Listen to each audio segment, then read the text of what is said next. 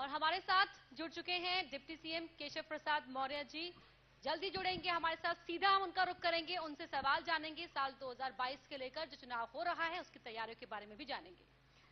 दरअसल मौसम खराब होने की वजह से डिप्टी सीएम केशव मौर्य यहां पर हमारे साथ मौजूद नहीं है, लेकिन वो हमारे पास होंगे, लाइव जुड़ चुके हैं, हमारे साथ दिखाई दे रहे होंगे आपको स्क्रीन पर।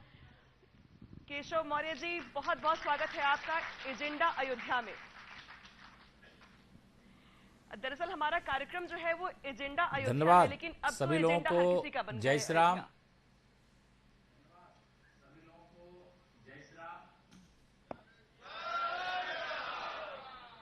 देखिए, अब यहाँ पर जिस तरीके से अयोध्या को लेकर माहौल बना हुआ है, उस माहौल में हर पॉलिटिकल पार्टी के पास ये दिखाई दे रहा है कि एजेंडा सिर्फ एक है, अयोध्या। बसपा अपने ब्राह्मण सम्मेलन करती है अयोध्या में, ओवैसी साहब अपने कार्यक्रमों की शुरुआत करते हैं अयोध्या से, समाजवादी पार्टी भी थोड़ा सॉफ्ट हिंदू तो लेके चल रही है, प्रियंका गांधी मंदिर मंदिर जाना शुरू कर दी है। तो अयोध्या के जरिए ही बेड़ा पार होगा क्या 2022 के चुनाव में?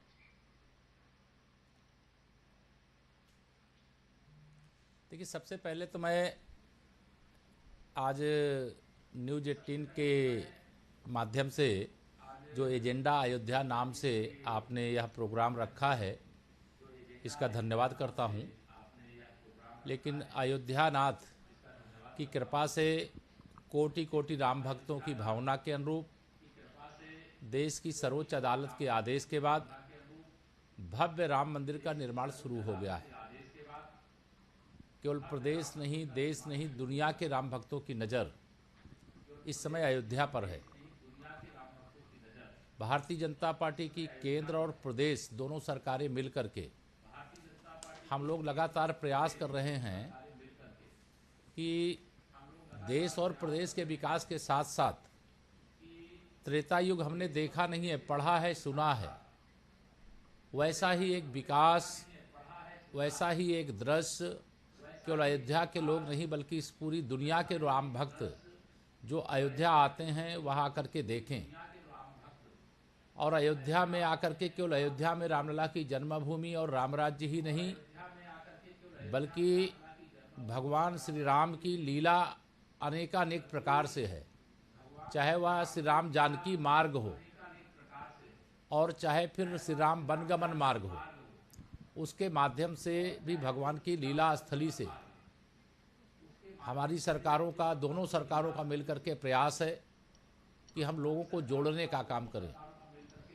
और उत्तर प्रदेश में जहां आस्था, आध्यात्म की दृष्टि से संतुष्टि, वहीं विकास और रोजगार की दृष्टि से एक बहुत बड़ा यह कार्य उत्तर प्रदेश की यानी रामलला की नगरी सरयू मैया के तट पर यह प्रारंभ हुआ है।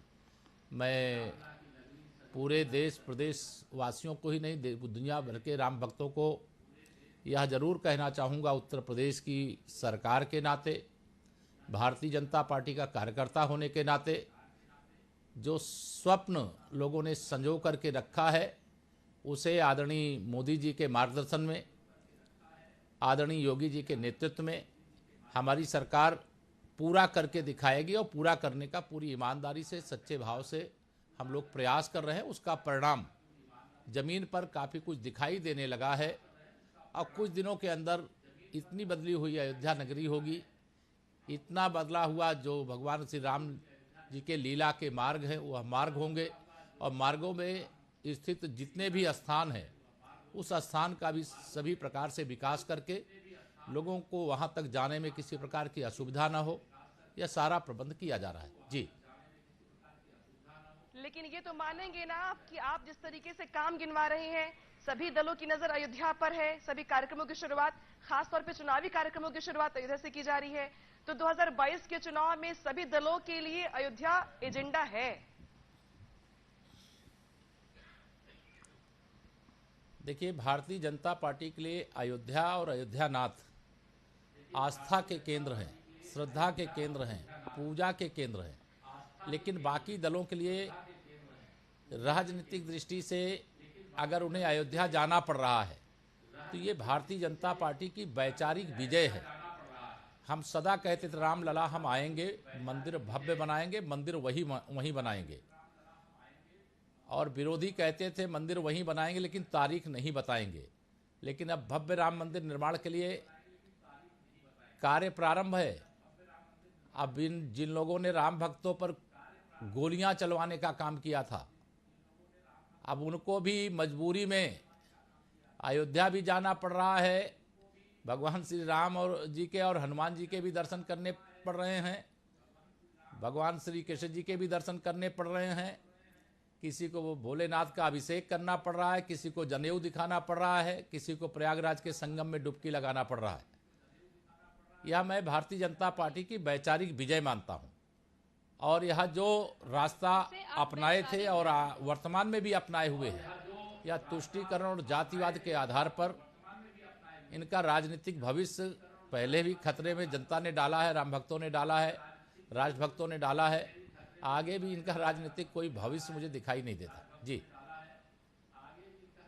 जी उप मुख्यमंत्री जी, आप इसे वैचारिक विजय मान रहे हैं। मौजूदा अयोध्या जिस तरीके से उत्तर प्रदेश की राजनीति में अयोध्या हमेशा से ही सेंटर में रही है, इस बार हर कोई अयोध्या से ही अपनी चुनावी रणभेरी की शुरुआत कर रहा है, चुनावी संग्राम की शुरुआत। ये आपकी वैचारिक विजय है। लेकिन 2022 को लेकर बीजेपी कितनी आश्वस्त है? भगवान राम बेड़ा पार लगा देंगे?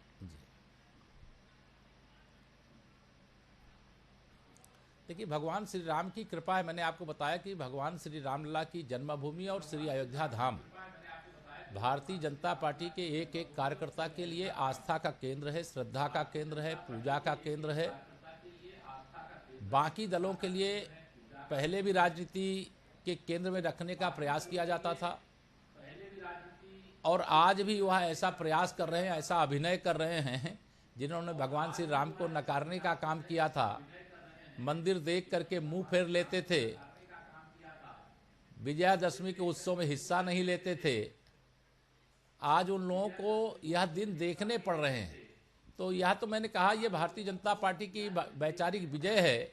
लेकिन भगवान की कृपा से, रामलला की कृपा से और भारतीय जनता पार्टी के मजबूत संगठन से, केंद्र और प्रदेश सरकार के माध्यम से जो हमने विकास का कार्य किया है, गरीब के, किसान के, मजदूर के, युवाओं के उज्जवल भविष्य के लिए काम किया है।